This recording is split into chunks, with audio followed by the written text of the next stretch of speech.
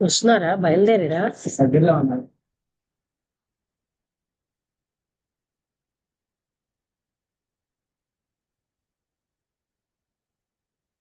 ఎక్కడున్నారు? దగ్గరలోనా? దగ్గరలో ఉన్నాము. ఏంటి ఎవరు జాయిన్ అవ్వట్లేదేంటి?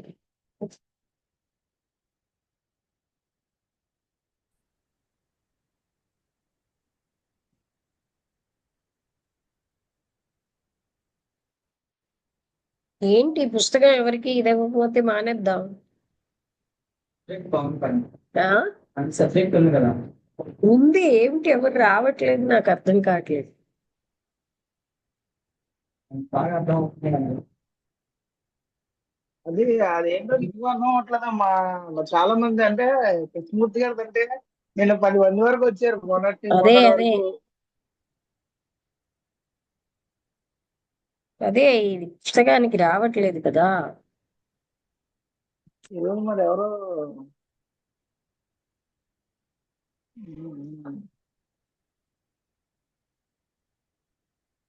నాయుడు గారు వచ్చారు. అది చెప్పారు కదమ్మా, సైలెన్స్ ఆఫ్ ద వాయిస్ ఏదో చెప్పారు కదా, పోనీ ఆ పుస్తకం ఆ? స్టార్ట్ చేద్దాం. ఏంటి వాయిస్ ఆఫ్ ద సైలెన్స్?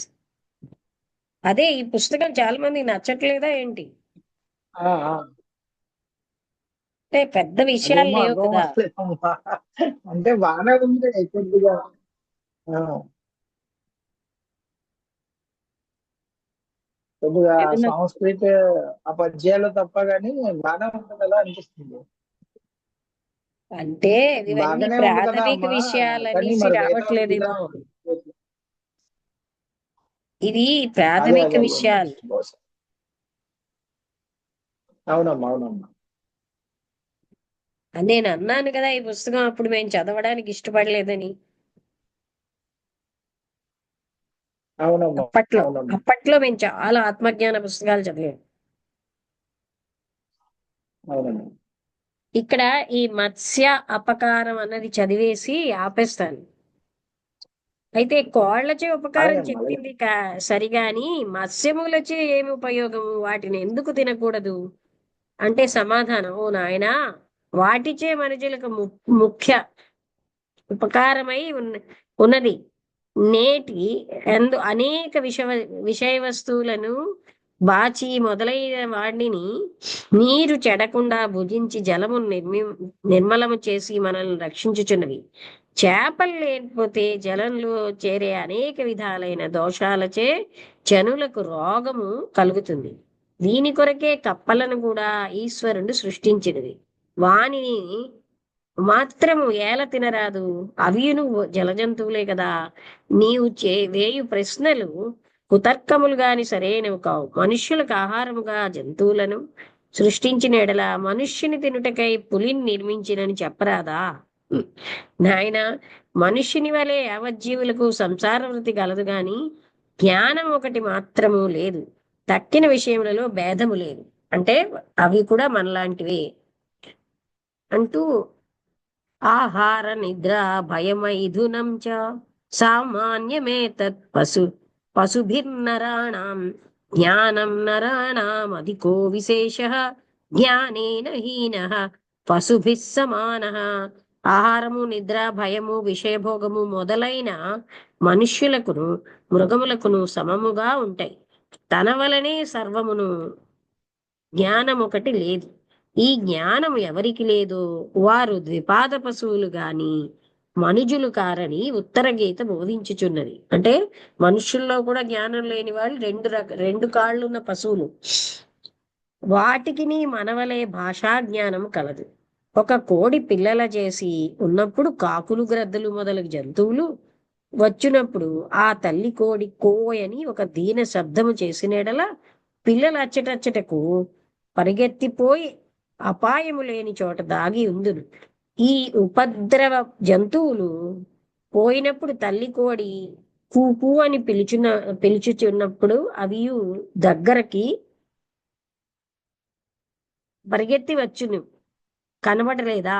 ఈ విషయముననే సమస్త ప్రాణులకును సంభాషణ జ్ఞానం కలదు. లేకపోతే ఎట్లు తెలియను?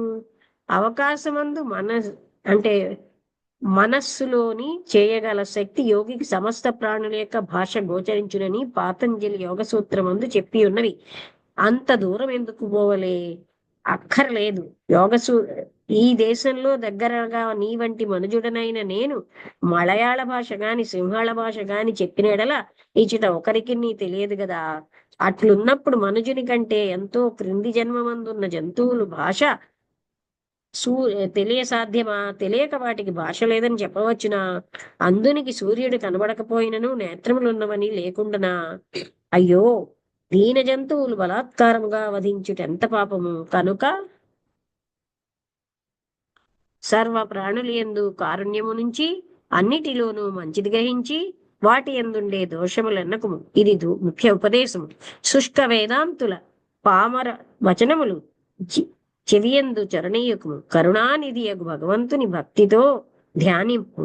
విషయములలో పోవు మనుష్యును పోనీయక దాని యందు మనస్సును పోనీయకుండా తుచ్చబుద్ధి కలిగి బ్రహ్మధ్యాన నిష్ఠయందుండు సుమా. అంటే వాటిలో తుచ్చబుద్ధి కలిగి ప్రథమ పాదం సంపూర్ణం. ఇక్కడికి ప్రథమ పాదం అయింది. శుష్క వేదాంత తమో భాస్కరం ద్వితీయ పాదం. గురు శిష్యుల యోగ్యత రేపు చదువుదామండి. ఇందులో బోధపరచడానికి ఏమి ఉండదు, అందుకే నేను ఈ పుస్తకం చెప్పలేదు. అన్ని క్లియర్ గానే ఉన్నాయి కదా. అదే అమ్మా. ఆత్మజ్ఞానానికి అవునమ్మా. సంబంధించిన పుస్తకాలకి ఎక్స్ప్లెనేషన్ అవసరం పడింది. ఇలాంటి పుస్తకాలకి ఏం ఎక్స్ప్లెనేషన్ అవసరం?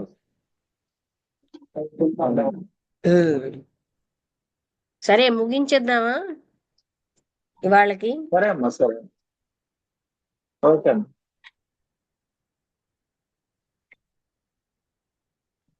నమస్తే అమ్మా. నమస్తే, ముగించేస్తున్నా.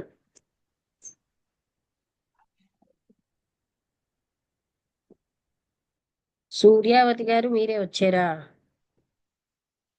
సరే, ఈసారి చూద్దాం, అడుగుదాం అందరు. ఏదో కొంచెం లేట్ అయినంత